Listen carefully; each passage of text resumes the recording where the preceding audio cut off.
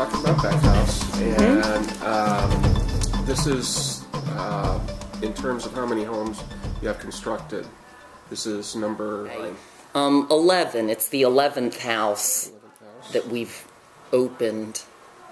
Okay, and then how many homes do you see opening this year? I know there's three. There's three more that we're working on opening now. They're done. We're just working on the logistics of who's going to live there, getting the funding approved with DDD. We're like the final stages of that. What's it take? Because you're involved not only in the operational aspect of getting a house constructed, but it's also the support of the wraparound services. Mm-hmm. So can you just sort of touch on what does it take to get a home like this up and running?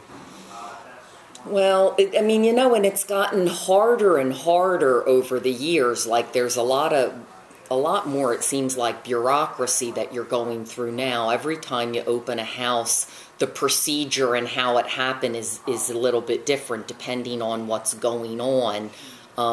So at this point, early in the process, you're trying to identify who's going to live there. So you're looking at people that DDD has allotted money, a lot of people from developmental centers. And in a way, it's sort of like looking for a needle in a haystack. They've got a web-based kind of system where, I can go and look at people identified by number and I can see where they want to live, maybe south, north, middle of the state. Some people are just identified as statewide. And they'll try to pair people up in groups of three and four, although I've not found their groupings to work very well. Mostly when I look at their groupings, I think, I wouldn't put these three people together. Or I'll find somebody that wants to live in the south and somebody that wants to live in the north matched together. So we've taken more of an approach of really focusing on people that want to be in Atlantic County or the southern part of the state. Like we've kind of focused on them. And then when you find the first or second person, then finding a couple other people that can live with them. Tell me a little bit about the staffing and the services that actually happen then once a person is placed. So, and all of that kind of comes from the person. Once you've identified who the person is that's going to live there or the group of people, then you're looking at how much staffing. Do I need 2 people on a shift? Do I need 3 people on a shift? And you're just kind of building it together. And you've got to figure out, you're going to have one person that's non-ambulatory. So you're looking for a medical needs, behavioral needs kind of compatible thing. You can't have somebody so medically involved if you're going to have lots of behavioral stuff going on. You're looking for people that are going to be compatible together. We talk a little bit about people from the developmental center who might be good housemates for this person. I mean, the first guy that we really identified to go to that house, we had served him before, and he had ended up back in the developmental center. But his brothers lived in Atlantic County, and he wanted very much to be in Atlantic County. So he could have more contact with his brothers. What does the housing program in general mean to a typical consumer? Well, I think for a lot of people, it's a place of their own. It's a chance to be independent.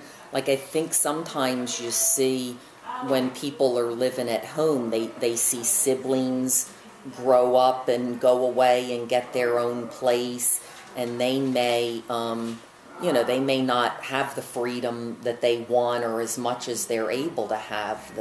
Parents can often be more protective, and I think your typical kids kind of badger the parents into I'm doing what I want to do, leave me alone. And I think kids with developmental disabilities kind of struggle with that sometimes. But then sometimes there's a guy I think about at Pacific that kind of went through that. His sister went to college. How come she got to move away? But so it's just interesting. Then they can have a better sort of dynamic. with the family once they kind of move away, have more of a sense of independence. I think, I mean, with any parent, I think parents maybe do more for kids than they should, so it's easier, and people respond better sometimes to staff than they, you know, you don't want your mom telling you to do your laundry, but if it's your staff person supporting you and teaching you how to do that and setting that expectation that that's what you're going to be doing, it helps people be more independent, and we're able to teach people a lot of skills, things maybe they didn't have to do at home. Yeah, I remember like one of the staff meetings, somebody was talking about at one of the homes that they were teaching a consumer how to figure out and use their medication through flashcards and things like that. Are there any things like that that sort of stand out in your mind? Yeah, I mean, all kinds of things like that. I mean, you know, there's people that we've helped put together sort of picture schedules about what their day's gonna look like, what activities that they're gonna do. You know, teaching people to do grocery shopping and you know, how to manage their money and figure out all that kind of stuff, how to take the bus. What does this mean to a parent when they let's place their child into a home like this, and how are they able to maybe maintain a connection to it? How does it work out for them? You know, I see it go all over the place. Like there's some parents that place people and then don't have as much contact, and then there are other ones where, you know, they I mean, I'm sure parents may go through some guilt. They may think, you know, I should take care of my kid. I shouldn't place them. So that may be a factor that happens with some. But then with others, you know, there's people that sort of develop the routines where, you know, we go to church on Sunday together, or we have lunch this day, we go shopping, I come home for visits. You know, it kind of works like it does for, you know, your typical kind of person. You do stuff with your family, but you've got your own life as well, and it's kind of nice. Like I like it a lot at Galloway because people have like their own little apartments. So, you know, some of the women there may invite their mom over, and you know, they can have dinner with her right there in their own apartment. I think it just helps, you know, make that relationship more of a typical, you know, grown child parent kind of relationship. What are some of the challenges to sustaining this system? You know, it's like there's constant, you know, challenges with, let's say, funding or whatever. Yeah. Well, you know, one of the things, and people just don't even think about this, is just the nature of what's happening in people's lives.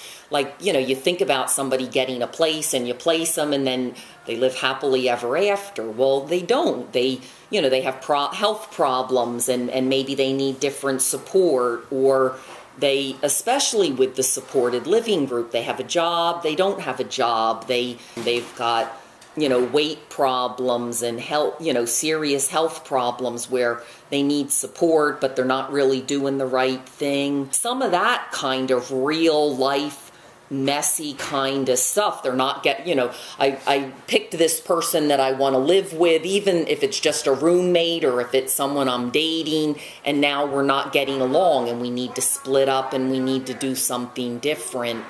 And then all of that stuff is just hard to negotiate because we're just helping support people to figure out what they want to do. I mean, just briefly, just like once people are in a home situation like this, that, you know, maybe touch on a little bit about some of the activities that happen both in the home and at other places, our campus, let's say, or other places that kind of create this whole life. And it just runs the gamut. Like, you know, at home, you know, people are doing arts and crafts projects and watching TV and playing games and inviting people over, stuff like that. You know, doing their grocery shopping. You know, people like to go out to eat, like to go out and shop.